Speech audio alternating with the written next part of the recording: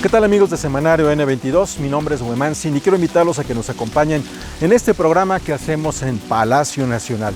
Hemos venido aquí porque en este 2021 conmemoramos dos fechas importantes de nuestra historia: 500 años de la caída de México Tenochtitlan y 200 años del fin de la Guerra de Independencia. Por ello viajaremos entre un periodo y otro a través de ejes como la presencia de las mujeres, el Plan de Iguala y la música. Para comenzar, planteamos esta pregunta: ¿de qué manera participaron las mujeres, tanto españolas como indígenas, en el proceso de la conquista? Por largo tiempo se pensó que las mujeres, tanto indígenas como españolas, habían tenido una escasa participación en el proceso de conquista. Esto debido a las pocas referencias que hay de ellas en las fuentes y por la visión androcéntrica que permitió su invisibilización en este acontecimiento. Ahora, las historiadoras Pilar Regueiro y Margarita Kosic han trabajado en el tema de la participación de las mujeres indígenas y españolas en la conquista.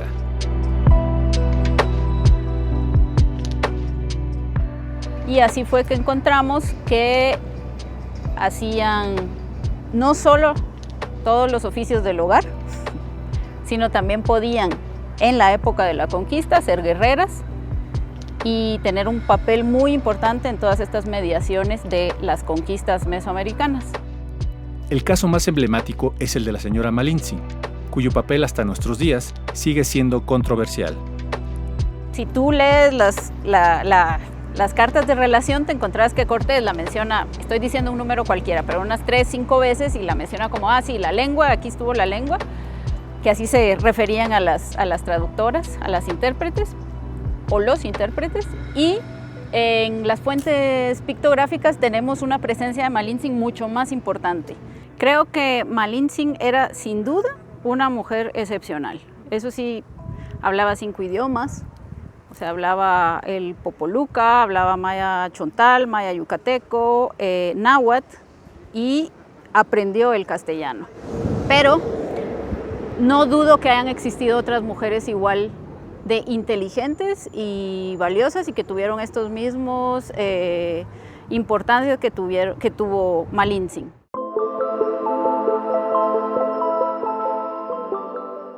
Y entonces esta alianza empieza con el bautizo de las mujeres nobles, las caltecas, el bautismo al cristianismo, y luego de este bautizo ya podían contraer nupcias con los españoles. Entre estas mujeres destaca el papel de Luisa Xicoténcatl, hija del gobernante principal de Tlaxcala, quien fue dada para sellar la alianza junto a otras 4 mujeres principales. Ella posiblemente, creo yo, tuvo un papel tan importante como el de Malintzin. Y algo que sabemos es que los hombres españoles no aprendieron náhuatl. Entonces, seguramente Luisa Xicoténcatl fue la lengua o la traductora, la intérprete, la mediadora de Pedro de Alvarado. Y seguramente ella tuvo el mismo rol que tuvo Malintzin con Cortés. Entonces, creo que las mujeres nobles de España del siglo XVI y las mujeres nobles de Mesoamérica tienen más cosas en común de las que nos imaginamos.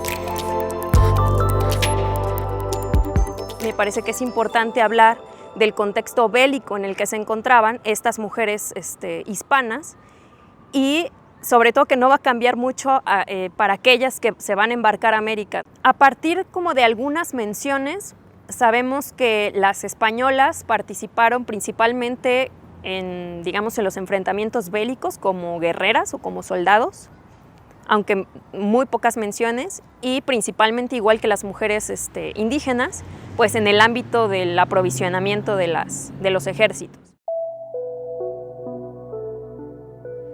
En el primer caso, pues tenemos menciones de mujeres con armas. El caso más famoso es María de Estrada, pero también, por ejemplo, tenemos el caso de Beatriz Bermúdez, alias la Bermuda, que es como se le refiere en las fuentes, y tenemos el caso que, aunque no es para la conquista de México Tenochtitlan, aparece referida en la conquista de Nueva Galicia, de Guadalajara. De hecho, es la fundadora de la ciudad de Guadalajara, que es Beatriz Hernández.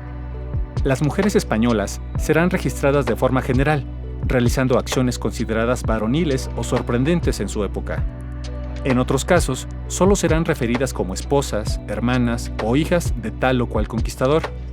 Finalmente, estos estudios nos llevan a comprender las implicaciones que tuvieron su intervención en este hecho y la manera en que se insertaron en lo que sería el nuevo orden colonial.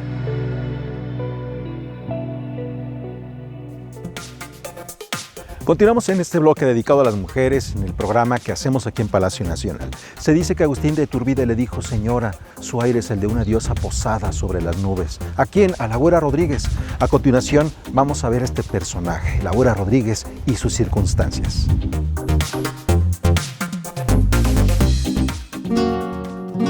Sobre la vida de María Ignacia Rodríguez de Velasco y Osorio Barba, la famosa y más fácil de nombrar Güera Rodríguez, se ha dicho mucho.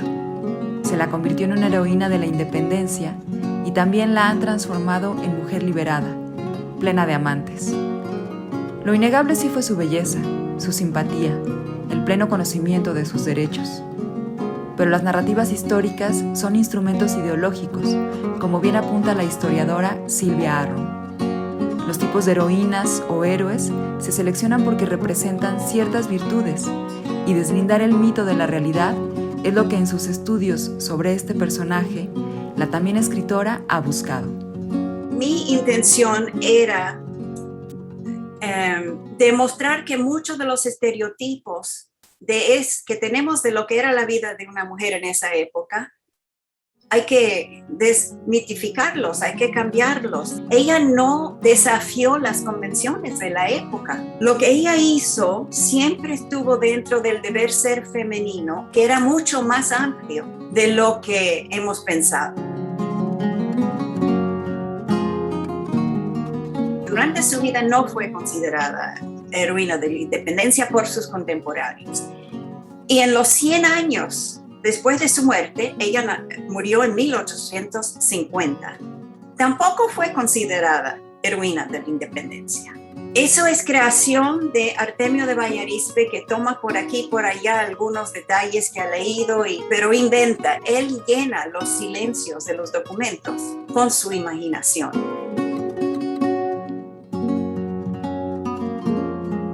Yo creo que es una mujer de su época que padeció lo que padecían muchas otras. Se le murieron 2 maridos. Ella se casó 3 veces. De los 7 hijos que tuvo, se murieron 3. Yo sí creo que ella era parte de un grupo criollo alrededor del ayuntamiento, donde su papá era regidor, muchos de sus parientes y amigos también, que en esa época quería establecer un autogobierno provisional, mientras que los franceses estaban en España temporario, nada más hasta que regresara el rey Fernando. Yo creo que ella le tomó mucho tiempo llegar a decidir que la Nueva España debería ser totalmente independiente.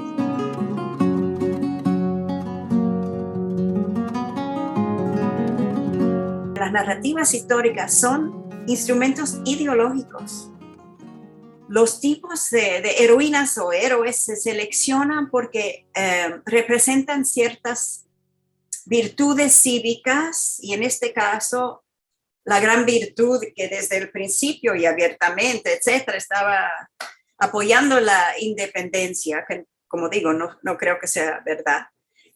Además, la virtud de ser un patriota que se sacrifica por la patria, y también una manera de crear orgullo patriótico. Y si Bolívar tuvo su Manuela Sáenz, pues México tiene que tener su Güera Rodríguez, ¿no? Y Iturbide tiene que tenerla. Así que ahí sí se mezclaron muchas cosas, en que ella fue muy útil en 2010.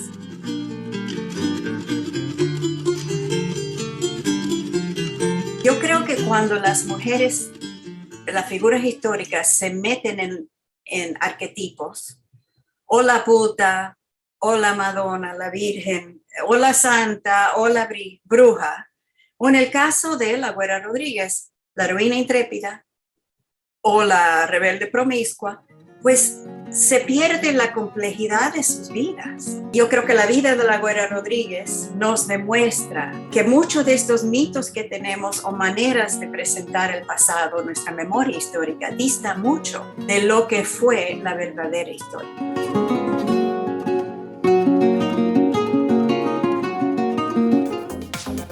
En el Museo Histórico de Palacio Nacional, donde nos encontramos, está una copia del Acta de Independencia firmada el 28 de septiembre de 1821. Vamos a hacer una pausa y al regresar vamos a hablar del Plan de Iguala.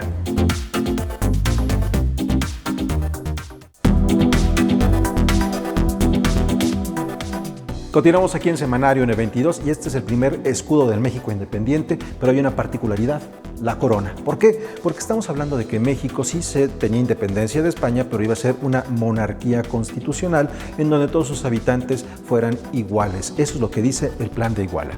Vamos a conocer más sobre esto.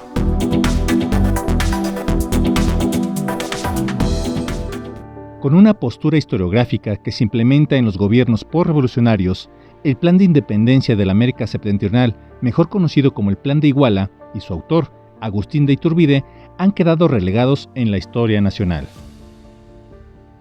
El Plan de Iguala se inscribe en un contexto histórico mucho más amplio que tiene que ver con el retorno de la monarquía constitucional a España en 1820, y en donde se empezaron a plantear algunas reformas que afectaban directamente al ejército y al clero.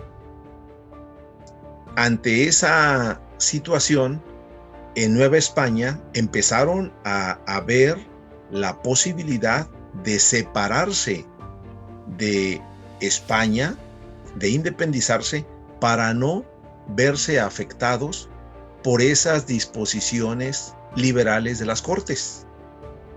Iturbide, en su papel de comandante militar del sur, al darse cuenta de que no iba a poder derrotar a las fuerzas insurgentes del general Vicente Guerrero, empieza a diseñar un plan. Y entonces se dedicó a escribir este plan de independencia de la América Septentrional. Ese es el nombre correcto del documento. Se le conoce como Plan de Iguala por el lugar donde fue expedido aquel 24 de febrero de 1821. Se estructuró en 23 puntos. De entrada, Iturbide se dirige a los americanos, entendido, previo a los articulados o a los puntos del plan, se dirige a los americanos en el entendido de que americano no solamente es el nacido en América, sino al que radica en América. El segundo punto planteaba lo de la absoluta independencia del reino con respecto a España y cualquier otra nación. Y en el tercero, la creación de una monarquía moderada, templada por una constitución. Ya anuncia la participación de un ejército de las tres garantías. Un ejército que va a ser el que sostenga y soporte esos principios fundamentales que se van a convertir en la nueva divisa del movimiento. Entonces, este ejército llamado trigarante iba a defender precisamente esos tres principios: la religión, la independencia y la unión. En ese sentido, se transita de un pluralismo a un unanimismo en las ideas. Y desde luego, pues ya también se plantea que este ejército no busca otra cosa que proteger la religión que se profesa en la Nueva España y lograr la felicidad general de los habitantes del reino. En los puntos desarrollados en este documento, Iturbide nos deja ver su proyecto político, el cual se basa en estas garantías. Habría que entender estas ideas en ese contexto, en esa circunstancia, y lo que la cultura política de la época estaba marcando. Y en ese momento la monarquía constitucional pues era de lo más moderno y de lo más nuevo y de lo más, digamos, liberal que se podría entender para la época. ¿Cómo deberíamos de apreciar el plan de la independencia de la América Septentrional y de su autor Agustín de Iturbide en la actualidad?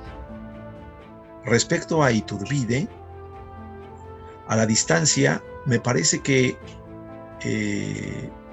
nuestra sociedad no ha avanzado lo suficiente a reflexionar su pasado y a ver a los actores políticos del pasado como entes que se movieron en función de intereses, de circunstancias, de motivaciones, y que lo que hicieron, bien o mal, hoy nosotros somos el resultado de eso.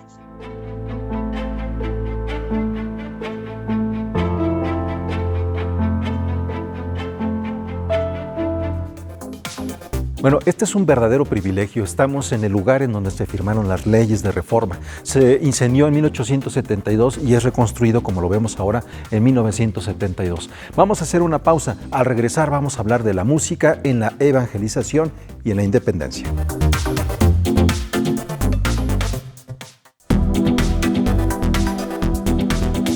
Continuamos en este programa que hacemos aquí en Palacio Nacional. Ya hablamos del Plan de Iguala. Ahora vamos a saltar atrás en el tiempo para que la música sea nuestro eje central. ¿De qué manera esta expresión artística fue usada en el proceso de evangelización?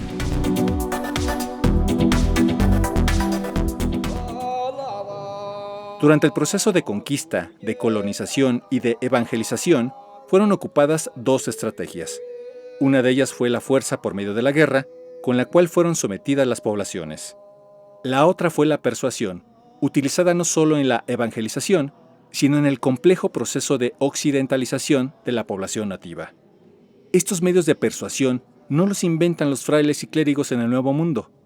Estas son estrategias ya utilizadas por el occidente cristiano desde la Edad Media y que habían probado su eficacia. Un ejemplo de ello son las imágenes.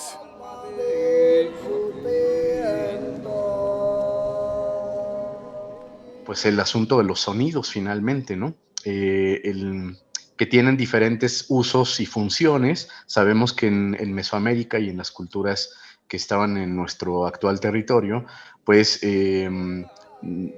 sobre todo sabemos de estos sonidos ligados a lo sagrado, ligados al ritual. Bueno, el concepto música es un concepto occidental, por eso yo prefiero hablar de sonidos, de sonoridades, porque en Mesoamérica justamente tenemos estos sonidos ligados al ritual, a la esfera de lo sagrado, y en la cultura occidental incluso hay una distinción, ¿no? Lo que nosotros conocemos ahora como canto gregoriano, pero hablemos de canto litúrgico en general, no es concebido como música, sino como palabra. Y a los otros tipos de música que en ocasiones alternan con el canto litúrgico, es a lo que realmente llaman música, ¿no? Otro tipo de géneros con instrumentos musicales. Son precisamente los evangelizadores que toman a los hijos de la nobleza indígena y los educan dentro de los conventos, en donde les transmiten los saberes occidentales que incluyen justamente estos sonidos ligados a lo sagrado, al canto litúrgico y a los instrumentos musicales, formando así a los servidores de los templos, sacristanes, cantores, maestros de doctrina, mayordomos, topiles, que son justamente quienes se encargarán de transmitir estos saberes al resto de la población en espacios que cumplen características muy específicas: los conventos. Este tipo de construcciones fueron hechas en gran medida para albergar al sonido. Las cúpulas, las bóvedas, tienen que ver con tecnologías de amplificación del sonido en un momento en el cual no existen otras tecnologías eléctricas o electrónicas como las que tenemos el día de hoy. Yo identifico tres grandes funciones que cumple la música y los sonidos introducidos por los misioneros, ¿no? Una de ellas es didáctica, para ayudar a la memorización de los contenidos de la doctrina cristiana, ¿no? Y que no solamente es música, muchas veces es una recitación ritmada, ¿no? Así como hemos aprendido a veces desde niños las tablas de multiplicar por medio de ritmos, así se enseñaban los contenidos de la doctrina cristiana, por medio de ritmo, de recitación ritmada, pero también por medio del canto, ¿no? De la música. Otra de las funciones es justamente la de solemnizar los actos litúrgicos, ¿no? Los actos rituales cristianos que debían sustituir a los rituales paganos, ¿no? Y ahí la música es muy importante porque solemniza estos, les da realce, digamos, a la palabra sagrada, y además constituye, digamos, el medio de comunicación con la deidad y con los personajes del panteón cristiano, ¿no? Y la tercera función que yo ubico es una función devocional, ¿no? Que tiene justamente la intención de profundizar, de hacer mucho más personal la devoción a estos personajes del panteón cristiano, ¿no? Esto produjo una cohesión social que todavía podemos ver en el momento actual. Todavía podemos ver a lo largo de nuestro territorio cómo en los diferentes pueblos pues la gente se reúne en el templo o en algún otro espacio. Por ejemplo, cuando hay una peregrinación, pues se reúnen en torno a una imagen y le cantan juntos además. Pero más allá, digamos, de esa penetración del mensaje cristiano, lo que sí podemos ver es la gran influencia de esta cultura sonora occidental en las músicas tradicionales que hoy conservamos.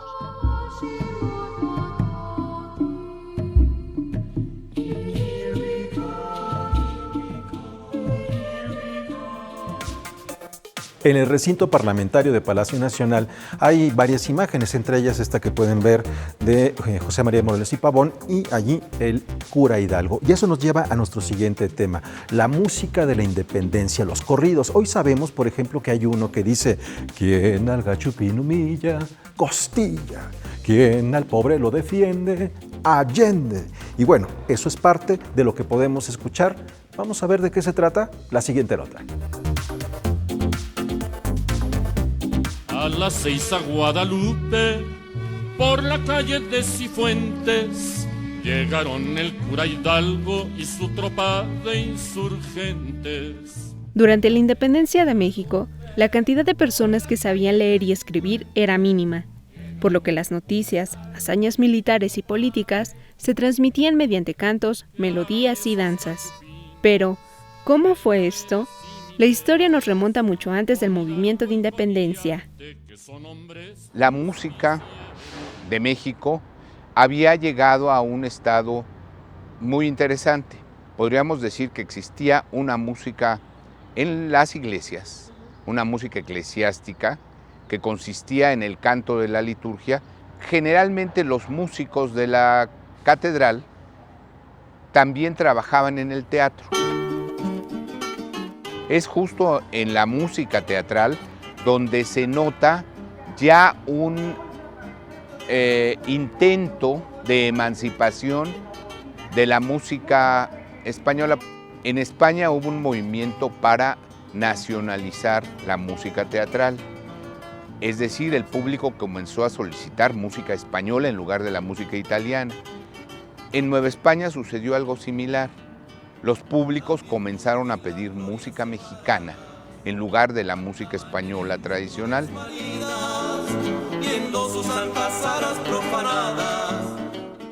Es así como comienza a surgir un nuevo movimiento en la música de nuestro país. Música que comienza a ser solicitada, sonada, escuchada e interpretada por aquellas personas que gustaban de sus rimas, ritmos y simplicidad.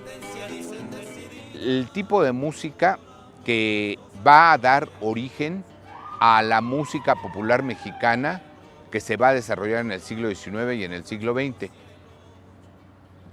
Nos hemos referido, los investigadores, a esas melodías como los sones de la tierra o los sonecitos nacionales. Pero esos sonecitos, que eran cantos muy sencillos, pero muy atractivos, se enlazaban, se poblaban de letras de lo más variado. Ese tipo de música dio como resultado también el jarabe. ¿Cómo fueron utilizados estos jarabes dentro del movimiento y cuál fue su papel fundamental? El contingente de los liberadores, de los insurgentes, se dio cuenta muy pronto del poder enorme de las canciones. La música tiene un poder psicológico que la letra sola no tiene, pero también lo sabían las autoridades del virreinato, de modo que comenzaron a perseguir como persiguieron unos decenios antes a muchas canciones que eran consideradas inmorales y procaces y lujuriosas. Estas composiciones comenzaron a escucharse en casas, tertulias, las plazas e incluso las cárceles, y eran llevadas de boca en boca, donde incluso los soldados, pero no los soldados insurgentes, sino los realistas, también comenzaban a cantarlas. Muchos de esos jarabes permanecieron en la memoria de la gente por muchos años, y hoy en día podemos saber de ellos, ya que unos permanecieron por la tradición escrita y otros tantos por la oral. Cuando impavido emprendes, libertad agua. De esta manera llegamos al final de Semanario N22, a 500 años de la caída de México Tenochtitlan y 200 años del fin de la Guerra de Independencia, este programa nuestro dedicado a la historia, dedicado a todos nosotros. Nos vemos en una siguiente emisión.